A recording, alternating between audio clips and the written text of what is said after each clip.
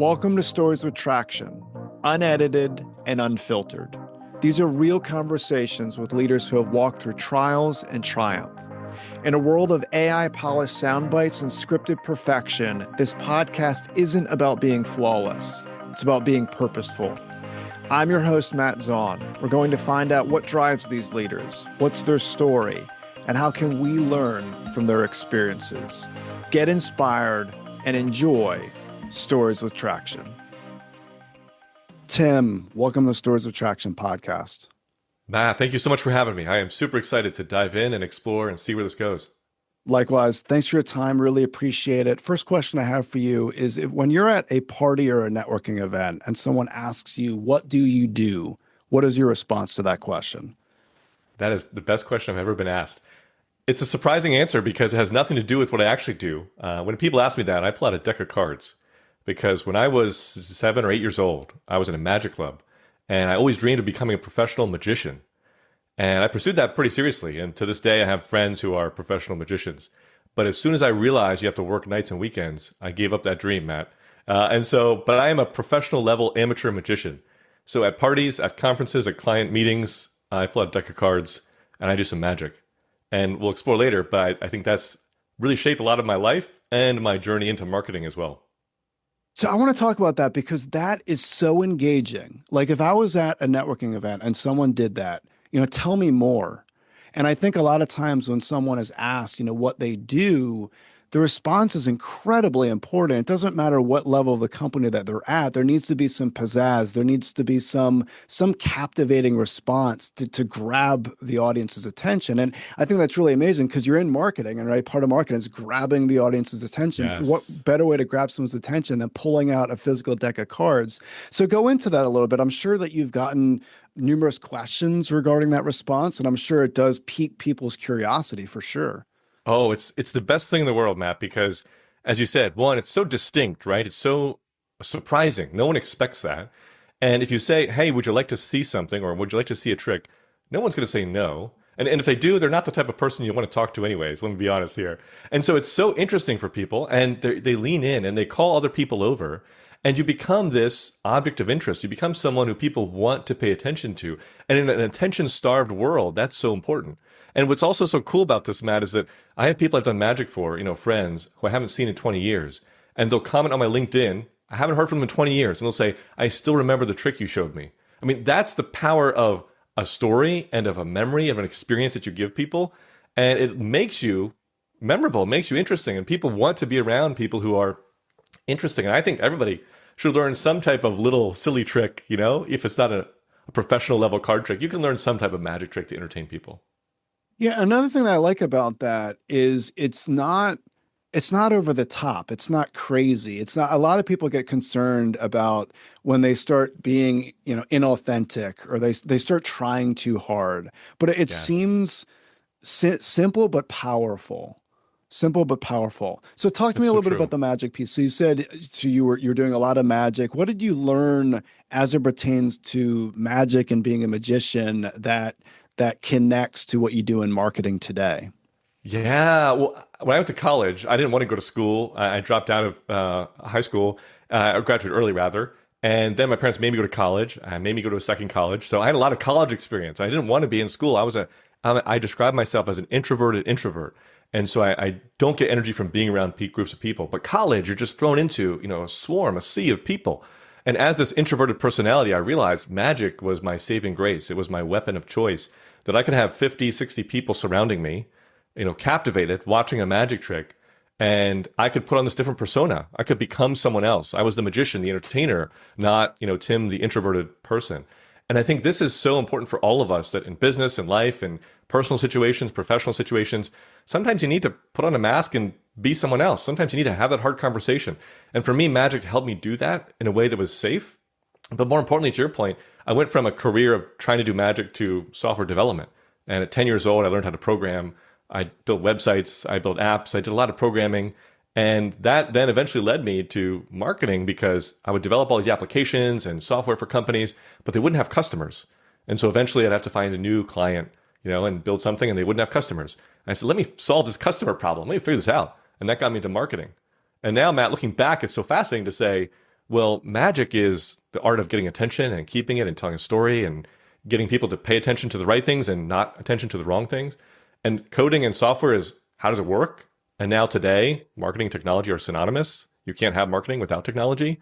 And you can't have marketing without some form of magic and attention and storytelling and capturing people's interests. So magic and programming have led me to marketing, which I think really combines all my passions together and all my skill sets from the past. And it's just such a fun thing I get to do and teach and coach marketers today.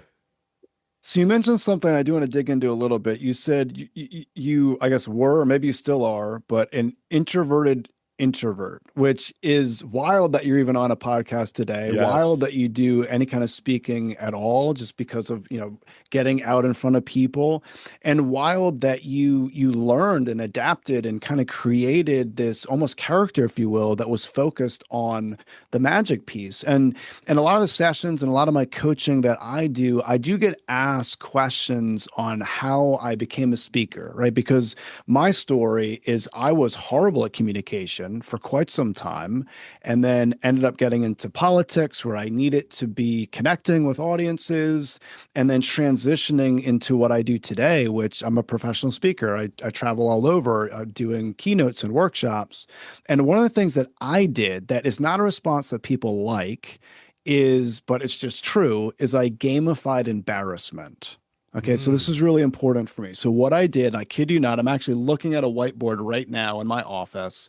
I whiteboarded the gamification of embarrassment, where I set a goal that every single week I was going to figure out a way to embarrass myself. And this could be, I can give you all kinds of examples on what I did to do this, because the idea was, why take 5 to 7 years to be a great speaker? That's typically how long it takes, is 5 to 7 year journey, when I can speed this up. What if we could do this in 1 or 2 years? So constant embarrassment, and it just kind of stretched this muscle in me where I would go into environments, become incredibly embarrassed, and then the next day I was in front of business leaders or political leaders, and it was a cakewalk. It wasn't near as embarrassing as what I went through the day before, right? So I made this goal of it. But I like your approach on becoming a character, and there's a lot of people that do this. So for anyone listening that wants to know a little bit more about that, let's say that they've struggled themselves in being captivating or connecting to an audience. What specific advice would you give them on how they can create a character? What do they even where do they even go? Where would they start on figuring out how to play the part, if you will?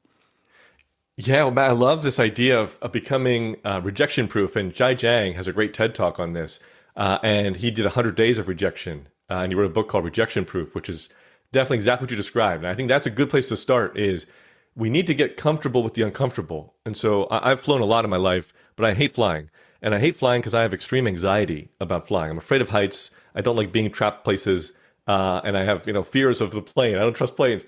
But I've realized after doing this enough that you have to get comfortable in the uncomfortable. And for me, flying is very uncomfortable, but yet you have to get comfortable with it.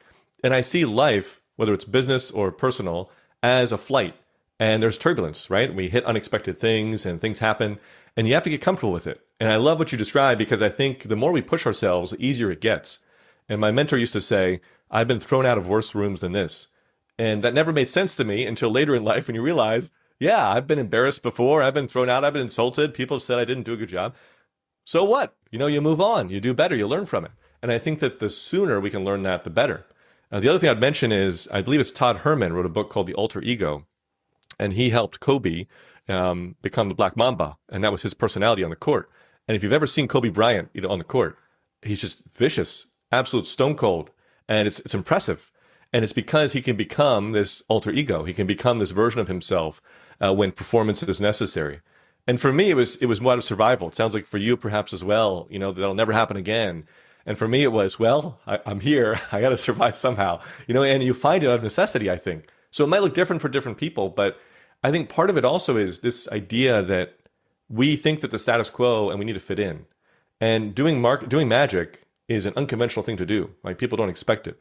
And I could have said to myself, don't put away the cards. Don't bring them. That's a weird thing to do. People think you're a weirdo. And instead I said, whatever, I'm going to do magic because that's what I know. And I think for all of us, we have to find the thing you know. Find the thing that you're passionate about, that you're comfortable with, and just own it. Be yourself. Be authentic. That's really what this is all about. Yeah. I want to speak to the comfortable with the uncomfortable, simple but powerful concept for sure. And when I'm thinking of particularly C-suite executives, uh, obviously to get to that level, there were multiple events, multiple decisions that needed to be made that would put them in an uncomfortable position. Absolutely. But then when we talk about marketing, it is interesting that a lot of leaders want to play it safe, right? And you and I both know that when we play it safe, that's not necessarily captivating. It doesn't really break through the noise, especially in today's world of an abundance of noise, especially with AI and everything else coming out.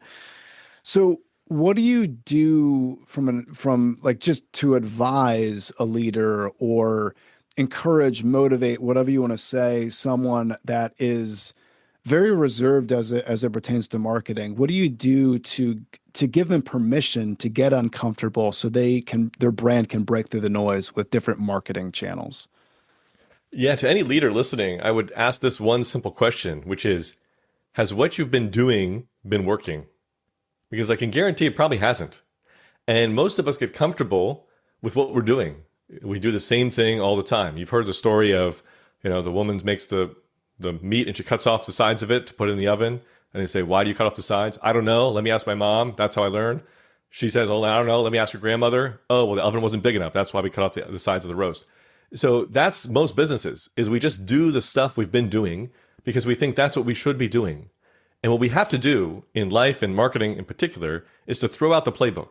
I mean, everything has changed today in society, in the economy, in marketing, certainly without AI.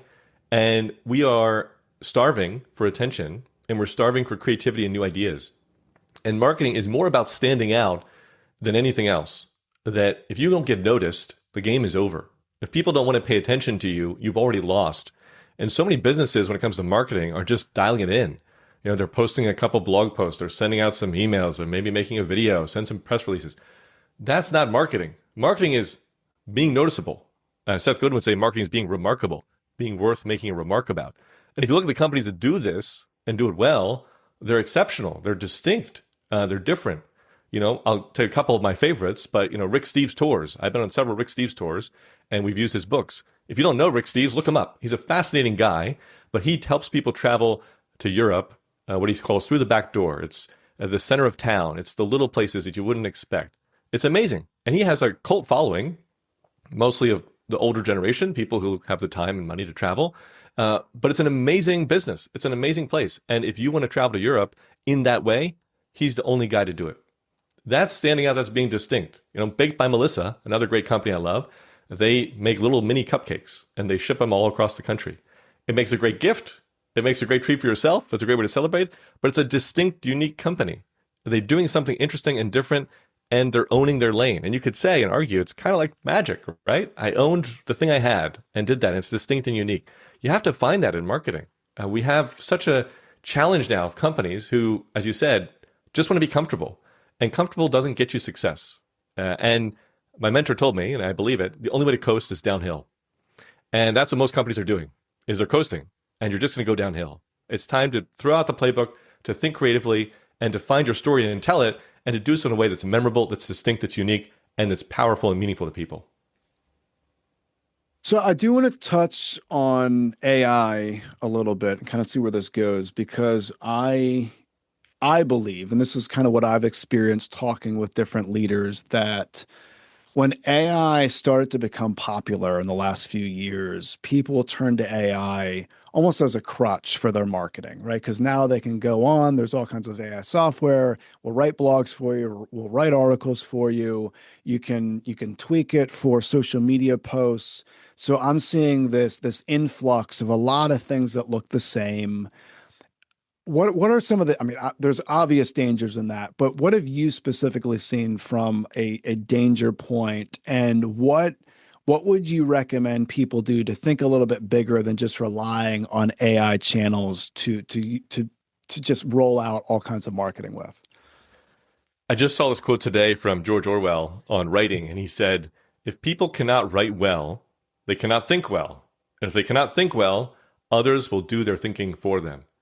And I think that is a great summarization of the AI landscape today, that all the data, all the research has shown that, kids don't learn from AI. Adults are losing their ability to think critically or remember things or process things, and that AI is making us all dumber.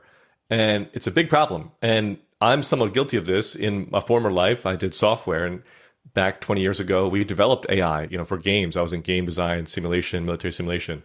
And I know how some of the AI works. And really, it's just pattern matching. It's not thinking. And the more stuff we feed it, we think the better. But all we're getting is the homogenization, the average of what we've given it. It doesn't have breakout ideas. It doesn't have new ideas.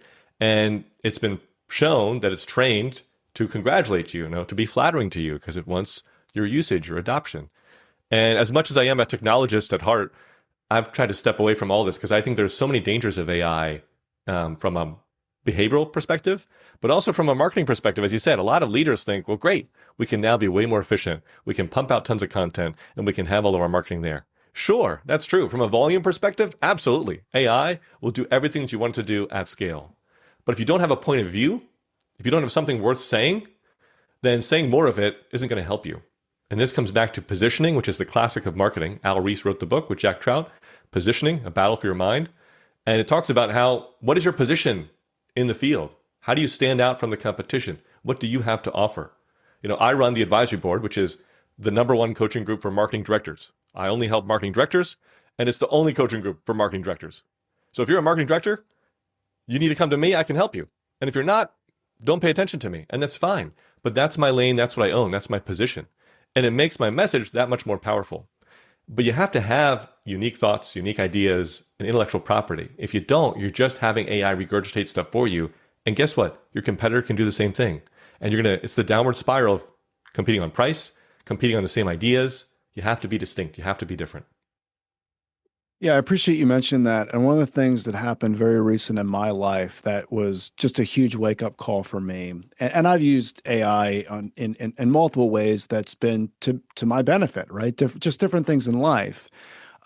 Feeding it all kinds of different things regarding for my health journey, right? I'm on a current health and fitness journey right now, Nice. and just feeding it different things on, kicking back, very specific recipes to me, what I would enjoy, what's really good for my health. But one of the dangers was the exercise routine that it gave to me. And I was doing training. I set up a little bit of a home gym down in my basement, and I was doing training, and I was doing weight bearing exercises, lifts, if you will, 3 times a week. And then I'm like, you know what? I need a little bit more. So I reached out to a personal trainer, and this one particular trainer is just an absolute expert in what he does, has done this for decades. And I went and I did an assessment with him. And he's like, everything you're doing has been wrong. Your form's off. The kind of list that you've been doing, I would never recommend that you do, because here's what we need to focus on. So I had pain in my left hip and I had pain in my lower back. And he said, all these different things that you want to do, you are at least 6 months away from doing them. Here's what we need to focus on. And he built a very customized exercise regimen for me that AI would have never kicked back to me. Right? And now I've been doing that for months now, and it's been this huge wake up call. I've been lifting for quite some time. I was doing it wrong. I was doing the wrong exercises. It wasn't actually serving my needs. It wasn't actually getting me to the ultimate goal that I want. And I think it's interesting because I do think this relates to marketing. Is you'll have a leader and they have a specific goal in their mind. They want X, and they come to you. And you may say, you know what? I understand what you want, but what you're doing actually doesn't speak to your target market. It actually doesn't, it's not doing what you want. It's actually doing a great injustice for you. It's going to hinder your ability to reach your goal.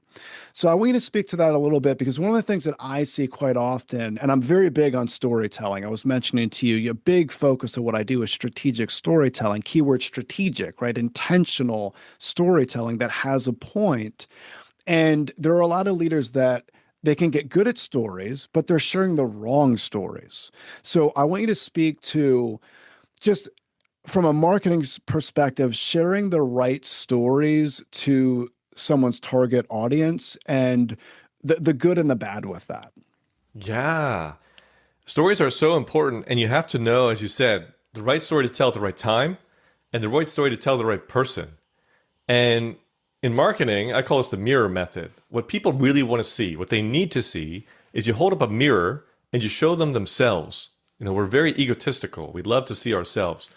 And it's even better if you can show someone a reflection of themselves in the future. And this is why case studies and testimonials work so well. But not just the result, not just the finish line. You can't just show them the pot of gold at the end of the rainbow. People need to see the journey. Because to your point, if your story about your fitness journey, it's great to show someone, hey, you're here and you want to change your life or make an improvement. But if they don't see the potential problems and the challenges that they'll encounter and that they'll overcome, then there's no trust there. There's no belief.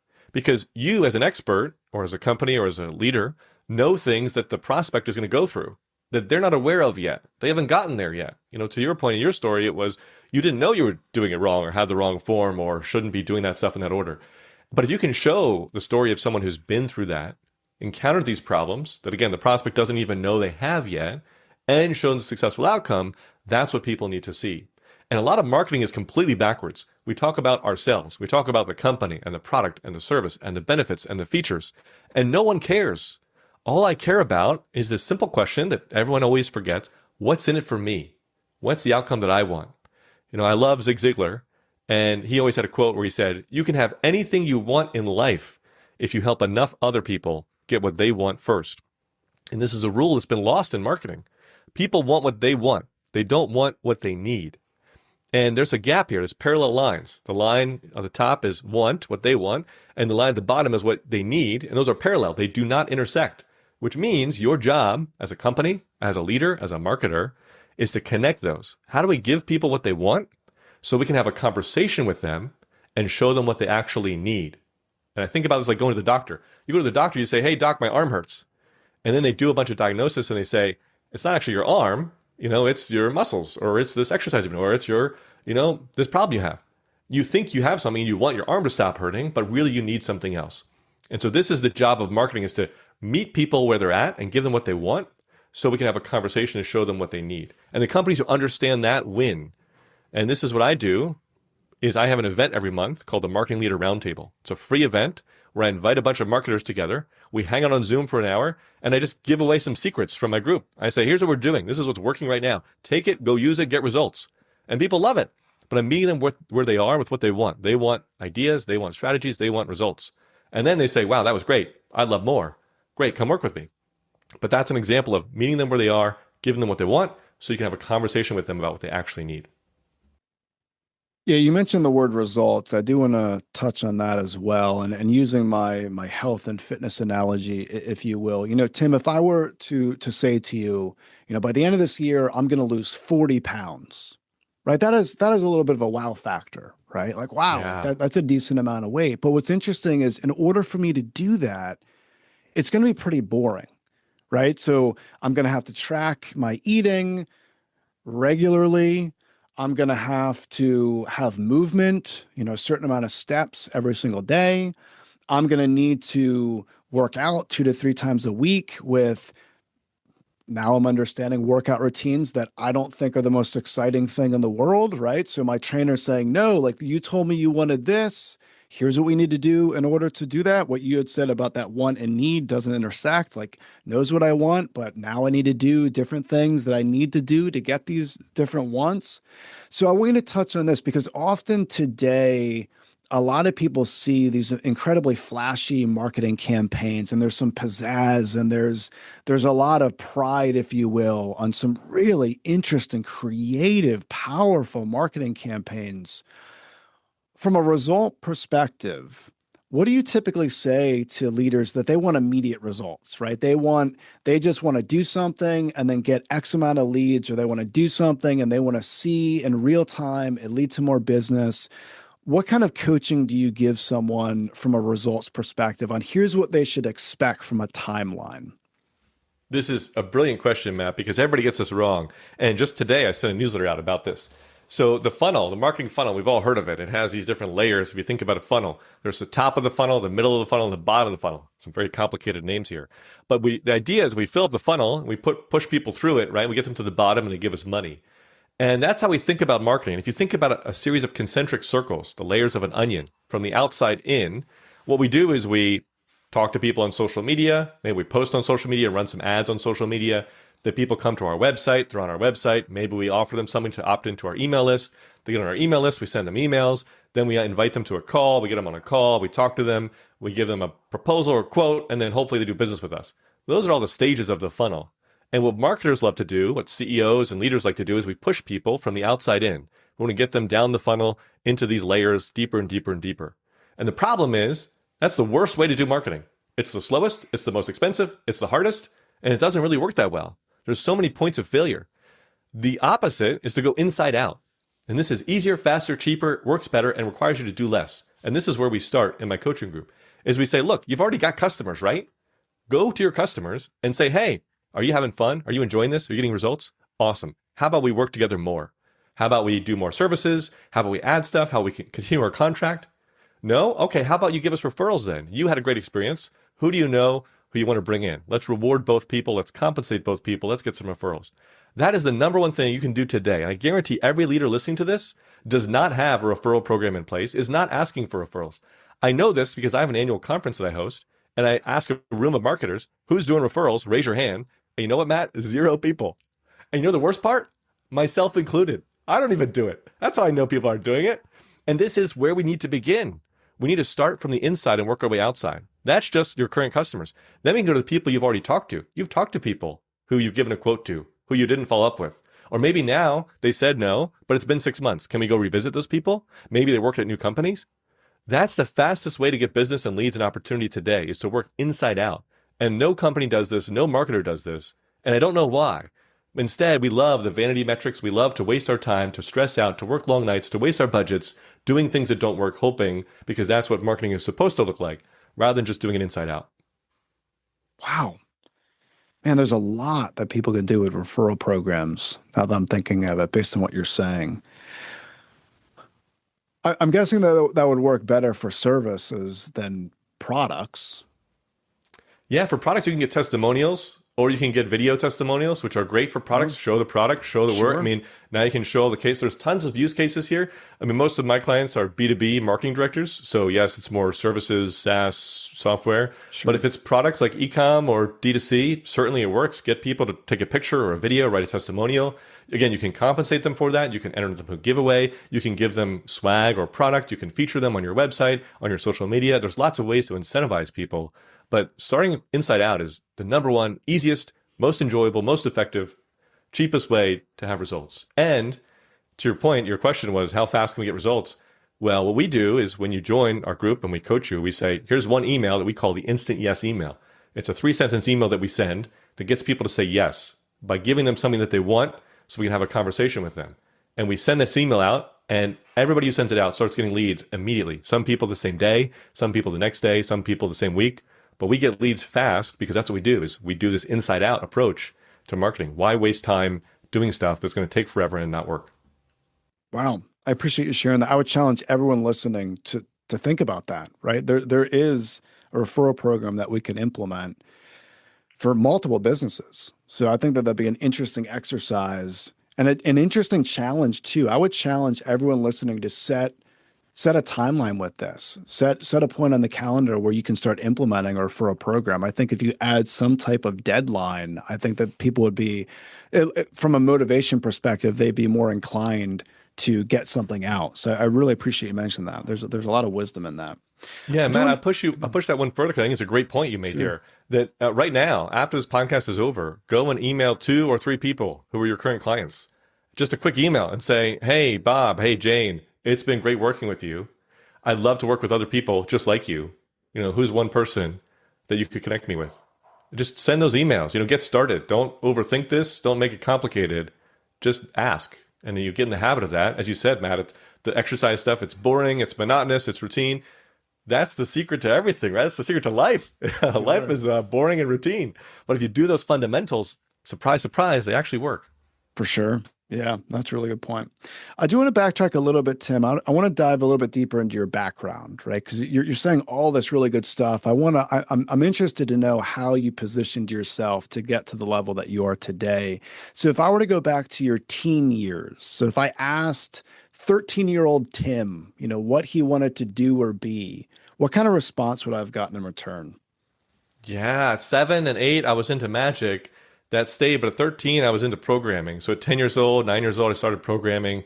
I played a game a long time ago called Robot Battle. It was the coolest game ever. This is back before graphics were really good and anything like that. But you would program robots and you would write the logic for the robot. And it had a radar, could detect things that could move, it had a little gun it could shoot. And then you'd compete your program versus other programs, and the robots would battle each other. And so I was really into programming at the time. And I thought computers are going to change the world. This is back a long time ago now, and surprised they did change the world. But programming I thought was so cool. And what I loved about programming, what I love today, is solving problems, figuring out there is an approach to solve this problem that is systematic, that we can follow these steps and we get an outcome, we get a solution. And I feel like what you described, Matt, about the fitness and the same thing with marketing is true, that it's the fundamentals. It's do these things and this thing will happen. There is some creativity there, but I think the big myth around marketing is that 90% of marketing is creative and 10% is process. And what I brought to the table is 90% of marketing is process and only 10% is creative. That you don't have to be very creative to be a great marketer. That marketing isn't really about creativity, it's about doing the right things in the right way over a consistent period of time. And that's where most business leaders get distracted because we chase the shiny object. We hear about AI. We see what the competition's doing. We want to be creative. We want to be different. We want to express ourselves. But if you want results, if you want success, it's put your head down and do the boring stuff and do it really well over a long period of time. That's success. And I've seen this lived out in many areas of my life, that really that is the solution. And so as a 13-year-old Tim, that's what I saw, was that I love programming. I love the methodology, the step-by-step way of doing things, the process-oriented approach of things. And I've carried that through my life, that I'm very much a process person, a system person. If you can build a system to do something, you'll get the result, the outcome that you want. Yeah, that is so good. It's something a lot of people don't want to hear. Like they want to hear creative strategies and just crazy stuff, right? That's what we want to hear. But it is interesting how much process goes into it. And I think back to my high school days, right? When I was in high school, I played football, and we had a coach that used to play in the NFL. His name was Johnny Watson. He was a middle linebacker for the Washington Redskins. And I remember before he took over the program, we had a failing football program. Like we constantly lost, and then he took it all over, and we were so excited because the thought of having a high school football coach that used to play in the NFL, my immediate thought was, wow, he's going to give us all of these incredibly creative plays. Like we're going to really fake all these teams out. We're going to do all kinds of complex strategy. And what was interesting is that is not what this guy focused on. He focused on exactly what you're talking about, the fundamentals. And I remember being really frustrated the first few months because I'm thinking, what are we doing? But his idea was if you can execute these simple plays, but you execute it with mastery, you will gain the yards that you need to gain in order to get certain downs, in order to score touchdowns, and in order to score to win football games. And what was interesting is we had a failing football program right before he took over, and it was the exact opposite. Within one season, we had a dominant football team, and it really speaks to that process that you're talking about, those processes. So I really Yeah. appreciate you mentioning that. My son, because you had mentioned, when you were 10, when you were 11, the Yes. programming, and I have an 11-year-old son that is very into marketing himself. If I let him, he'll go on YouTube and just watch all kinds of marketing videos. He is into starting to get into AI a little bit. He can solve a Rubik's Cube in 38 seconds now. So It's he's trying to get impressive. that time. Yeah, it's Yes. starting to get in competition time. He's really into chess. But I am Nice. concerned as a father for all my children, but I'm thinking of him in particular as it pertains to just marketing as well as just building and process. Yeah. What kind of future, obviously, we can't completely predict the future. But what should he potentially expect? And what advice would you give to him as a 13-year-old that as he transitions into his teen years, he's going to have maybe some of the fundamentals that he needs to know before he moves on to the next stage. What he is really focused on right now, to give you an idea, he really wants to get into a STEM academy. There's a STEM academy very close to where we live, and you have to have really good math scores. You have to have very good science scores as far as grades. But he wants to do something in the business world. What kind of advice would you give him? Yeah, this is so interesting because I almost dropped out of school in fifth grade for some health reasons, and I was going to be homeschooled. And then the only thing that kept me in school was I was in the gifted and talented program, and not because I'm smart, but because I tested well. And what I really enjoyed about the gifted and talented program was we did non-traditional things in school. And I think that school, my perspective, is it's a broken institution. That it's not for the times today. And my daughter goes to a private school, and one of the things I love about her school is they focus on communication. And they had a talent show recently. She's 7, she's in first grade. They had a talent show where all the kids got up and had to present some type of talent.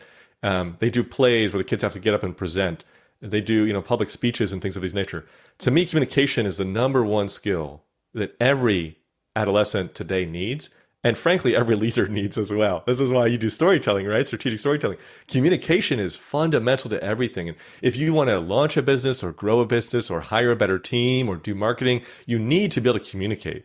And that's not just being able to stand up in front of people and speak. That is part of it. But it's also understanding how to understand people, how to perceive people, and how to read people. The words and language. Language controls everything, how you say things. I'll give you a quick story of this. My wife ran a business for many years, shipping out these subscription boxes. And one time we had to drop off a lot of these to the USPS to ship. And so we had these massive bags filled with these heavy boxes, 6 or 7 of them. And we take them to USPS. It's a deadline. They have to ship today. We bring them in, and the lady says, no, you can't bring those here. It's too late. You have to come back tomorrow or something. And we're like, it's Friday. It's going to be the weekend. We have to ship these out late. Customers are going to be upset. We're going to have all these support tickets. And so just in the moment, I said to her, well, what if we do it? What if we unload them? And what if we pack them? And she just froze, Matt, like a deer in headlights. She couldn't comprehend what I was saying for a second. And then she was like, sure. And she led us behind, the area in USPS. We got to unload all these boxes for her and load them up. And we got what we wanted to ship these things out. And she got what she wanted, right? She didn't have to do the work. And this goes back to the Ziglar quote about you can have anything you want in life if you help enough other people get what they want first. But it came down to communication. I didn't just accept what she said. I figured out what her objection was and understood how to connect with her and how to communicate in a way that really mattered. That is the key to life and in business. And for your son and for any leader listening, I would say that is the secret to success, is being able to understand people and communicate people. And unfortunately, it's something that we're losing today with AI and with technology and with spending so much time on our phones. We're not connecting with each other, which is why listening to this podcast is great. If you're doing that and have these conversations, it's great. And go out in the world and talk to people. And to your son, I would say, do something, build something, launch something that involves people, where you have to work with people or work with a team or pitch to people. Anything that involves communication is going to be essential for the future. And the ones who can communicate exceptionally will be the ones who succeed in the future. Wow. Such a good point. Really appreciate you sharing that. Also, I really appreciate this conversation. I got a ton out of this conversation. There's 3 things in particular that I'm going to remember after this conversation concludes. So I want to touch on those. So the very first thing that you said that really stood out to me, Tim, is when you're talking about, comfortability. You mentioned you have to get comfortable in the uncomfortable. I think that's really simplistic, but so powerful that I think we often forget. And you asked that simple question, has what you've been doing working, right? If it's not working, you haven't put yourself in situations where you have been uncomfortable. You need to kind of push a little bit to make sure that things are working. So I appreciate that point. The second point that you mentioned, that maybe I knew, but I didn't really think of it in these terms. And I think there's a tremendous amount of wisdom here. As you said, what you want and what you need does not intersect. And the more I thought about that, that is so true. There are different things that I want in life, but there are different things that I need to do in order to get them, and they're not the same thing. It's very interesting. It's very fascinating. I'm going Yes. to definitely process that a lot more. And then the third and final piece that I really appreciated that you mentioned is you mentioned the stages of the funnel, right? I've heard this, obviously you've heard this, everyone listening has heard this about top of funnel, bottom of funnel, but you talked about how slow, how hard, and how just downright expensive that can be. And you really challenged us to look inside out, and something very practical, that referral program. Is there a way that we can all set up referral programs in our business? And I challenge everyone listening to evaluate that, try to figure out, is that something that you can do? So, Tim, thank you so much. I really appreciate everything that you offered. If someone wants to get more information on what you do, they want to reach out to you for your services, where's the best place that they can go to get that information? Absolutely. I have a podcast called The Marketing Director Daily. Go check that out if you're a marketer. Or connect with me on LinkedIn. I'm really big on LinkedIn. I have a big following there. I post several times a day. Would love to connect on LinkedIn. And I'm a go-giver. So if you want to connect, if you want to chat, if you want some free advice, I'm here to help however I can. Reach out to me. Let's connect. Let's have a conversation. Perfect. I will include that in the show notes. People could just click and go from there. Thank you, Tim. Really appreciate your time today. Thank you, Matt. Thank you for listening to the Stories with Traction podcast. If you found this discussion helpful, please leave a review, since positive reviews help others find these conversations. New episodes drop regularly, so stay tuned. And remember, if you want to persuade with power and inspire those around you to take action, you must share more stories.